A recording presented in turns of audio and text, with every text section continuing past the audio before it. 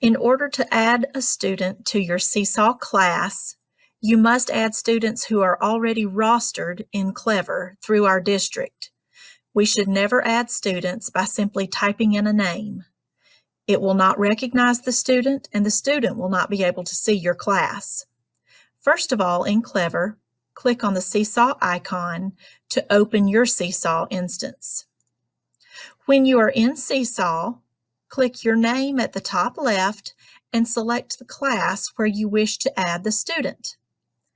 Then select Plus Students and then Add Students.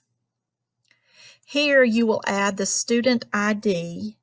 We are using the student email.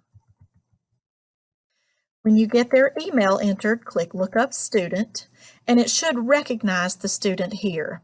If it does not recognize the student, you will not be able to add them until they have been rostered in Clever.